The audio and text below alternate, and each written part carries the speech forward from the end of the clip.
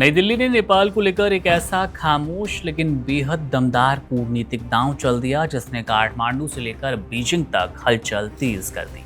भारत के प्रति लगातार तल्ख और बेअंदाज रवैया रखने वाले नेपाल के प्रधानमंत्री जैनजी प्रधानमंत्री बालेन शाह के चक्रव्यूह को काटने के लिए प्रधानमंत्री नरेंद्र मोदी ने सीधे वहां की सत्तारूढ़ राष्ट्रीय स्वतंत्र पार्टी आरएसपी के प्रमुख रवि लामिछाने पर दांव खेला। रवि लामिछाने को विशेष कूटनीतिक संकेत के तहत नई दिल्ली बुलाया गया, जहां बुधवार को खुद प्रधानमंत्री नरेंद्र मोदी ने उनसे मुलाकात कर नेपाल भारत की दीर्घकालिक राजनीतिक और आर्थिक साझेदारी को मजबूत करने की प्रतिबद्धता दोहराई है। अब ये मुलाकात सिर्फ एक शिष्टाचार भेंट या फिर फोटो खिंचवाने का मौका भर नहीं थी, बल्कि बालेन शाह की चीन समर्थक रुख को कुंद करने का भारत का एक बड़ा मास्टर स्ट्रोक है। अंतर्राष्ट्रीय स्तर पर इस यात्रा को भले ही बहुत मामूली कवरेज मिली हो, लेकिन डिप्लोमेटिक सर्कल में इसे भारत की पड़ोसी पहले नीति की एक और बड़ी और खामोश जीत के रूप में देखा गया। एक्सपर्ट्स मानते हैं कि जब कोई बड़ा नेता बिना किसी संयुक्त विज्ञप्ति या फिर राजकीय पूछ के अचानक नई दिल्ली आए तो उसे सीधे प्रधानमंत्री नरेंद्र मोदी से मिलने का वक्त मिले, तो सीधे तौर पर समझ लीजिए वो कूटनीति में एक बहुत गहरा और दूरगामी संदेश होता है।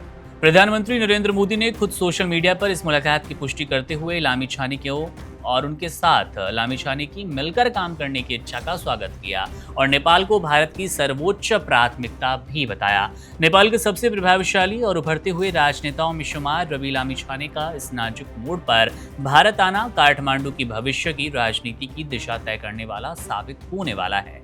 लामिछाने ने भी इस दौर के दौरान साफ कर दिया कि नेपाल अब भारत के साथ अपने रिश्तों को भू राजनीतिक टकराव और विवादों से हटाकर पूरी तरह से विकास की कूटनीति पर केंद्रित करना चाहता है। उनके इस रुख ने सीधे तौर पर पीएम बालेन शाह के उस आक्रामक रवैये पर पानी फेरा, जो कि अक्सर भारत विरोधी भावनाओं को भड़काकर अपनी राजनीति चमकाने की कोशिश किया करते हैं। नेपाल के युवा और जनता इस समय विकास चाहते हैं और लामिछाने ने भारत के साथ बैठकर इसी नब्ज को पकड़ा है। अगर जमीनी हकीकत को देखें तो नेपाल चारों तरफ से घिरा एक भू आबद्ध देश है, जिसके पास भारत के साथ अपने रिश्तों को नजरअंदाज करके चलने का कोई विकल्प नहीं है। नेपाल का करीब 64% व्यापार अकेले भारत के साथ होता है। वैश्विक बाजारों तक पहुंचने के लिए नेपाली कारोबार भारतीय बंदरगाहों पर निर्भर है। देश की गाड़ियां भारतीय पेट्रोलियम पाइपलाइनों से मिलने वाले ईंधन से चलती है और वहां के खेतों में भारत से आने वाले उर्वरक और अस्पतालों में भारतीय दवाएं पहुंचा करती है। ये एक ऐसा ढांचागत जुड़ाव है जो कि दोनों देशों की 1751 किलोमीटर लंबी खुली सीमा, रोटी बेटी के रिश्ते, साझा संस्कृति और तीर्थ यात्राओं से बना है, अब जिसे कोई भी सरकार चाहकर अलग नहीं कर सकती। बालेन शाह भले ही चीन की तरफ झुकाव दिखाकर भारत को आंख दिखाने की कोशिश करें, लेकिन मोदी सरकार ने लामिछाने को साथ कर नेपाल की भावी सत्ता की चाबी अपने हाथों में ली। नेपाल कई देशों से अपने संबंध रख सकता है, लेकिन भारत जैसे जीवन रेखा वाले पड़ोसी को ठंडे बस्ते में डालने का खामियाजा उसे अपनी रोजमर्रा की जरूरतों और आर्थिक संकट के रूप में भुगतना पड़ेगा।